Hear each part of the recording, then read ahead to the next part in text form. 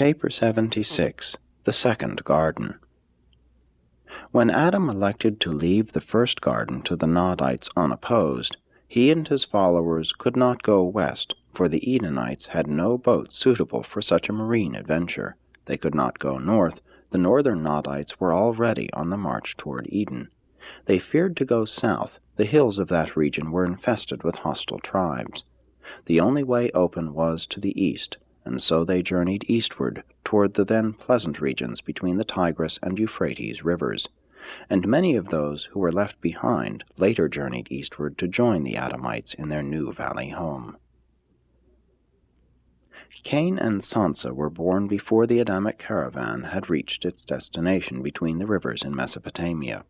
Laata, the mother of Sansa, perished at the birth of her daughter. Eve suffered much but survived, owing to superior strength. Eve took Sansa, the child of Laata, to her bosom, and she was reared along with Cain. Sansa grew up to be a woman of great ability. She became the wife of Sargon, the chief of the northern blue races, and contributed to the advancement of the blue men of those times. 1. The Edenites enter Mesopotamia. It required almost a full year for the caravan of Adam to reach the Euphrates River. Finding it in flood tide, they remained camped on the plains west of the stream almost 6 weeks before they made their way across to the land between the rivers, which was to become the second garden.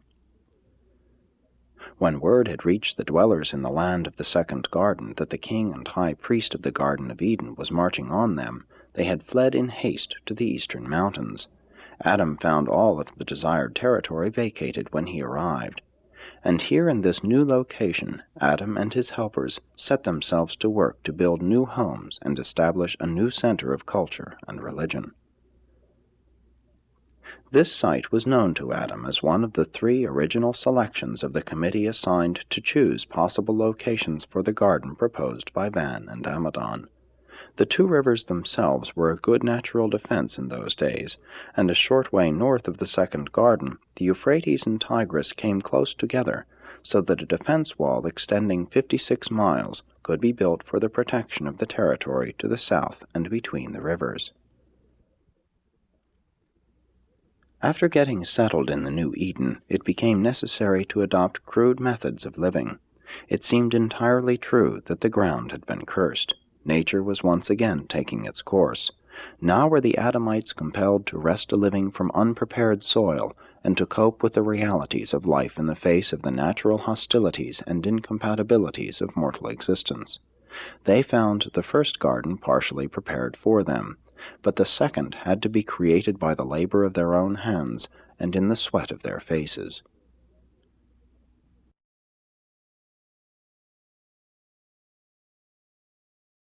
2. Cain and Abel. Less than 2 years after Cain's birth, Abel was born, the first child of Adam and Eve to be born in the second garden. When Abel grew up to the age of 12 years, he elected to be a herder. Cain had chosen to follow agriculture. Now in those days it was customary to make offerings to the priesthood of the things at hand. Herders would bring of their flocks, farmers of the fruits of the fields. And in accordance with this custom, Cain and Abel likewise made periodic offerings to the priests. The 2 boys had many times argued about the relative merits of their vocations, and Abel was not slow to note that preference was shown for his animal sacrifices. In vain did Cain appeal to the traditions of the first Eden, to the former preference for the fruits of the fields. But this Abel would not allow, and he taunted his brother in his discomfiture. In the days of the first Eden, Adam had indeed sought to discourage the offerings of animal sacrifice, so that Cain had a justifiable precedent for his contentions. It was, however, difficult to organize the religious life of the second Eden. Adam was burdened with 1,001 details associated with the work of building, defense, and agriculture. Being much depressed spiritually, he entrusted the organization of worship and education to those of Nodite extraction who had served in these capacities in the first garden, and in even so short a time the officiating Nodite priests were reverting to the standards and rulings of pre-Adamic times. The two boys never got along well, and this matter of sacrifices further contributed to the growing hatred between them. Abel knew he was the son of both Adam and Eve, and never failed to impress upon Cain that Adam was not his father. Cain was not pure violet, as his father was of the Nodite race, later admixed with the blue and the red man, and with the aboriginal Andonic stock. And all of this, with Cain's natural bellicose inheritance, caused him to nourish an ever-increasing hatred for his younger brother. The boys were respectively 18 and 20 years of age when the tension between them was finally resolved one day, when Abel's taunts so infuriated his bellicose brother that Cain turned upon him in wrath and slew him. The observation of Abel's conduct establishes the value of environment and education as factors in character development. Abel had an ideal inheritance, and heredity lies at the bottom of all character. But the influence of an inferior environment virtually neutralized this magnificent inheritance. Abel, especially during his younger years, was greatly influenced by his unfavorable surroundings. He would have become an entirely different person had he lived to be 25 or 30. His superb inheritance would then have shown itself. While a good environment cannot contribute much toward really overcoming the character handicaps of a base heredity, a bad environment can very effectively spoil an excellent inheritance, at least during the younger years of life. Good social environment and proper education are indispensable soil and atmosphere for getting the most out of a good inheritance. The death of Abel became known to his parents when his dogs brought the flocks home without their master. To Adam and Eve, Cain was fast becoming the grim reminder of their folly, and they encouraged him in his decision to leave the garden. Cain's life in Mesopotamia had not been exactly happy, since he was in such a peculiar way symbolic of the default. It was not that his associates were unkind to him, but he had not been unaware of their subconscious resentment of his presence. But Cain knew that, since he bore no tribal mark, he would be killed by the first neighboring tribesman who might chance to meet him. Fear and some remorse led him to repent. Cain had never been indwelt by an adjuster, had always been defiant of the family discipline and disdainful of his father's religion. But he now went to Eve, his mother, and asked for spiritual help and guidance. And when he honestly sought divine assistance, an adjuster indwelt him. And this adjuster, dwelling within and looking out, gave Cain a distinct advantage of superiority, which classed him with the greatly feared tribe of Adam. And so Cain departed for the land of Nod, east of the second Eden. He became a great leader among one group of his father's people, and did, to a certain degree, fulfill the predictions of Sareptatia, for he did promote peace between this division of the Nodites and the Adamites throughout his lifetime. Cain married Ramona, his distant cousin, and their first son, Enoch, became the head of the Elamite Nodites, and for hundreds of years the Elamites and the Adamites continued to be at peace.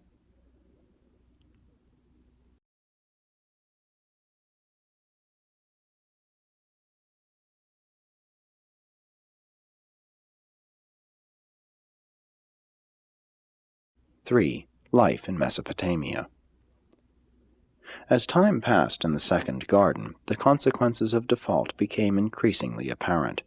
Adam and Eve greatly missed their former home of beauty and tranquility, as well as their children who had been deported to Edentia. It was indeed pathetic to observe this magnificent couple reduced to the status of the common flesh of the realm, but they bore their diminished estate with grace and fortitude.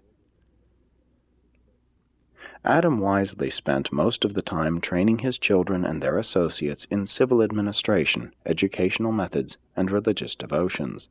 Had it not been for this foresight, pandemonium would have broken loose upon his death. As it was, the death of Adam made little difference in the conduct of the affairs of his people. But long before Adam and Eve passed away, they recognized that their children and followers had gradually learned to forget the days of their glory in Eden, and it was better for the majority of their followers that they did forget the grandeur of Eden. They were not so likely to experience undue dissatisfaction with their less fortunate environment. The civil rulers of the Adamites were derived hereditarily from the sons of the first garden. Adam's first son, Adamson, Adam ben Adam, founded a secondary center of the violet race to the north of the second Eden. Adam's second son, Eve's son, became a masterly leader and administrator. He was the great helper of his father. Eve's son lived not quite so long as Adam, and his eldest son, Jansad, became the successor of Adam as the head of the Adamite tribes. The religious rulers or priesthood originated with Seth, the eldest surviving son of Adam and Eve, born in the second garden. He was born 129 years after Adam's arrival on Urantia. Seth became absorbed in the work of improving the spiritual status of his father's people, becoming the head of the new priesthood of the second garden. His son Enos founded the new order of worship, and his grandson Kenan instituted the foreign missionary service to the surrounding tribes near and far. The Sethite priesthood was a threefold undertaking, embracing religion, health, and education. The priests of this order were trained to officiate at religious ceremonies, to serve as physicians and sanitary inspectors, and to act as teachers in the schools of the garden. Adam's caravan had carried the seeds and bulbs of hundreds of plants and cereals of the first garden with them to the land between the rivers. They also had brought along extensive herds and some of all the domesticated animals. Because of this, they possessed great advantages over the surrounding tribes. They enjoyed many of the benefits of the previous culture of the original garden. Up to the time of leaving the first garden, Adam and his family had always subsisted on fruits, cereals, and nuts. On the way to Mesopotamia, they had, for the first time, partaken of herbs and vegetables. The eating of meat was early introduced into the second garden, but Adam and Eve never partook of flesh as a part of their regular diet. Neither did Adam's son nor Eve's son, nor the other children of the first generation of the first garden become flesh-eaters. The Adamites greatly excelled the surrounding peoples in cultural achievement and intellectual development. They produced the third alphabet, and otherwise laid the foundations for much that was the forerunner of modern art, science, and literature. Here in the lands between the Tigris and Euphrates, they maintained the arts of writing, metalworking, pottery-making, and weaving, and produced a type of architecture that was not excelled in thousands of years. The home life of the violet peoples was, for their day and age, ideal. Children were subjected to courses of training in agriculture, craftsmanship, and animal husbandry, or else were educated to perform the threefold duty of a Sethite, to be priest, physician, and teacher. And when thinking of the Sethite priesthood, do not confuse those high-minded and noble teachers of health and religion, those true educators, with the debased and commercial priesthoods of the later tribes and surrounding nations. Their religious concepts of deity and the universe were advanced and more or less accurate. Their health provisions were, for their time, excellent, and their methods of education have never since been surpassed. 4. The Violet Race. Adam and Eve were the founders of the violet race of men, the 9th human race to appear on Urantia. Adam and his offspring had blue eyes, and the violet peoples were characterized by fair complexions and light hair color, yellow, red, and brown. Eve did not suffer pain in childbirth, neither did the early evolutionary races. Only the mixed races produced by the union of evolutionary man with the Nodites and later with the Adamites suffered the severe pangs of childbirth. Adam and Eve, like their brethren on Jerusalem, were energized by dual nutrition, subsisting on both food and light, supplemented by certain superphysical energies unrevealed on Urantia. Their Urantia offspring did not inherit the parental endowment of energy intake and light circulation. They had a single circulation, the human type of blood sustenance. They were designedly mortal, though long-lived, albeit longevity gravitated toward the human norm with each succeeding generation. Adam and Eve and their first generation of children did not use the flesh of animals for food. They subsisted wholly upon the fruits of the trees. After the first generation, all of the descendants of Adam began to partake of dairy products, but many of them continued to follow a non-flesh diet. Many of the southern tribes with whom they later united were also non-flesh eaters.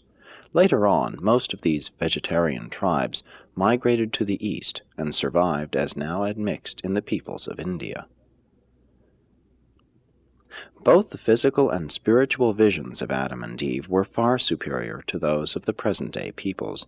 Their special senses were much more acute, and they were able to see the Midwayers and the angelic hosts, the Melchizedeks and the fallen Prince Caligastia, who several times came to confer with his noble successor. They retained the ability to see these celestial beings for over 100 years after the default. These special senses were not so acutely present in their children, and tended to diminish with each succeeding generation. The Adamic children were usually adjuster indwelt, since they all possessed undoubted survival capacity. These superior offspring were not so subject to fear as the children of evolution. So much of fear persists in the present-day races of Urantia because your ancestors received so little of Adam's life plasm, owing to the early miscarriage of the plans for racial uplift. The body cells of the material sons and their progeny are far more resistant to disease than are those of the evolutionary beings indigenous to the planet. The body cells of the native races are akin to the living disease-producing microscopic and ultramicroscopic organisms of the realm. These facts explain why the Urantia peoples must do so much by way of scientific effort to withstand so many physical disorders. You would be far more disease-resistant if your races carried more of the Adamic life. After becoming established in the second garden on the Euphrates, Adam elected to leave behind as much of his life plasm as possible to benefit the world after his death. Accordingly, Eve was made the head of a commission of 12 on race improvement, and before Adam died this commission had selected 1,682 of the highest type of women on Urantia, and these women were impregnated with the Adamic life plasm. Their children all grew up to maturity except 112, so that the world in this way was benefited by the addition of 1,570 superior men and women. Though these candidate mothers were selected from all the surrounding tribes and represented most of the races on Earth, the majority were chosen from the highest strains of the Nodites, and they constituted the early beginnings of the mighty Andite race. These children were born and reared in the tribal surroundings of their respective mothers. 5. Death of Adam and Eve. Not long after the establishment of the second Eden, Adam and Eve were duly informed that their repentance was acceptable, and that, while they were doomed to suffer the fate of the mortals of their world, they should certainly become eligible for admission to the ranks of the sleeping survivors of Urantia. They fully believed this gospel of resurrection and rehabilitation which the Melchizedeks so touchingly proclaimed to them. Their transgression had been an error of judgment, and not the sin of conscious and deliberate rebellion. Adam and Eve did not, as citizens of Jerusalem, have thought adjusters, nor were they adjuster indwelt when they functioned on Urantia in the first garden. But shortly after their reduction to mortal status, they became conscious of a new presence within them, and awakened to the realization that human status, coupled with sincere repentance, had made it possible for adjusters to indwell them. It was this knowledge of being adjuster indwelt that greatly heartened Adam and Eve throughout the remainder of their lives. They knew that they had failed as material sons of Satania, but they also knew that the paradise career was still open to them as ascending sons of the universe. Adam knew about the dispensational resurrection which occurred simultaneously with his arrival on the planet, and he believed that he and his companion would probably be repersonalized in connection with the advent of the next order of sonship. He did not know that Michael, the sovereign of this universe, was so soon to appear on Urantia. He expected that the next son to arrive would be of the Avonal order. Even so, it was always a comfort to Adam and Eve, as well as something difficult for them to understand, to ponder the only personal message they ever received from Michael. This message, among other expressions of friendship and comfort, said, I have given consideration to the circumstances of your default. I have remembered the desire of your hearts ever to be loyal to my Father's will, and you will be called from the embrace of mortal slumber when I come to Urantia, if the subordinate sons of my realm do not send for you before that time." And this was a great mystery to Adam and Eve. They could comprehend the veiled promise of a possible special resurrection in this message, and such a possibility greatly cheered them, but they could not grasp the meaning of the intimation that they might rest until the time of a resurrection associated with Michael's personal appearance on Urantia.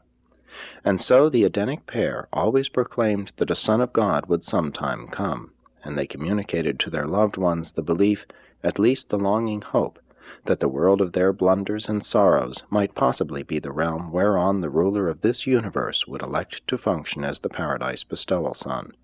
It seemed too good to be true, but Adam did entertain the thought that strife-torn Urantia might, after all, turn out to be the most fortunate world in the system of Satania, the envied planet of all Nebadon. Adam lived for 530 years. He died of what might be termed old age. His physical mechanism simply wore out. The process of disintegration gradually gained on the process of repair, and the inevitable end came. Eve had died 19 years previously of a weakened heart. They were both buried in the center of the temple of divine service, which had been built in accordance with their plans soon after the wall of the colony had been completed. And this was the origin of the practice of burying noted and pious men and women under the floors of the places of worship. The supermaterial government of Urantia, under the direction of the Melchizedeks, continued, but direct physical contact with the evolutionary races had been severed. From the distant days of the arrival of the corporeal staff of the planetary prince, down through the times of Van and Amadon to the arrival of Adam and Eve, physical representatives of the universe government had been stationed on the planet. But with the Adamic default, this regime, extending over a period of more than 450,000 years, came to an end. In the spiritual spheres, angelic helpers continued to struggle in conjunction with the thought adjusters, both working heroically for the salvage of the individual. But no comprehensive plan for far-reaching world welfare was promulgated to the mortals of Earth until the arrival of Makaventa Melchizedek in the times of Abraham, who, with the power, patience, and authority of a Son of God, did lay the foundations for the further uplift and spiritual rehabilitation of unfortunate Urantia. Misfortune has not, however, been the sole lot of Urantia. This planet has also been the most fortunate in the local universe of Nebadon. Urantians should count it all gain if the blunders of their ancestors and the mistakes of their early world rulers so plunged the planet into such a hopeless state of confusion, all the more confounded by evil and sin, that this very background of darkness should so appeal to Michael of Nebadon that he selected this world as the arena wherein to reveal the loving personality of the Father in heaven. It is not that Urantia needed a Creator Son to set its tangled affairs in order. It is rather that the evil and sin on Urantia afforded the Creator Son a more striking background against which to reveal the matchless love, mercy, and patience of the Paradise Father. 6. Survival of Adam and Eve. Adam and Eve went to their mortal rest with strong faith in the promises made to them by the Melchizedeks that they would sometime awake from the sleep of death to resume life on the mansion worlds, worlds all so familiar to them in the days preceding their mission in the material flesh of the violet race on Urantia. They did not long rest in the oblivion of the unconscious sleep of the mortals of the realm. On the 3rd day after Adam's death, the 2nd following his reverent burial, the orders of Lanaforge, sustained by the acting Most High of Edentia and concurred in by the Union of Days on Salvington, acting for Michael, were placed in Gabriel's hands, directing the special roll call of the distinguished survivors of the Adamic default on Urantia. And in accordance with this mandate of special resurrection, number 26 of the Urantia series, Adam and Eve were repersonalized and reassembled in the resurrection halls of the mansion worlds of Satania, together with 1,316 of their associates in the experience of the first garden. Many other loyal souls had already been translated at the time of Adam's arrival, which was attended by a dispensational adjudication of both the sleeping survivors and of the living qualified ascenders. Adam and Eve quickly passed through the worlds of progressive ascension until they attained citizenship on Jerusalem, once again to be residents of the planet of their origin, but this time as members of a different order of universe personalities. They left Jerusalem as permanent citizens, sons of God. They returned as ascendant citizens, sons of man. They were immediately attached to the Urantia service on the system capital, later being assigned membership among the 24 counselors who constitute the present advisory control body of Urantia. And thus ends the story of the planetary Adam and Eve of Urantia, a story of trial, tragedy, and triumph, at least personal triumph for your well-meaning but deluded material son and daughter, and undoubtedly, in the end, a story of ultimate triumph for their world and its rebellion-tossed and evil-harassed inhabitants. When all is summed up, Adam and Eve made a mighty contribution to the speedy civilization and accelerated biologic progress of the human race. They left a great culture on Earth, but it was not possible for such an advanced civilization to survive in the face of the early dilution and eventual submergence of the Adamic inheritance. It is the people who make a civilization. Civilization does not make the people. Presented by Salonia, the seraphic voice in the garden.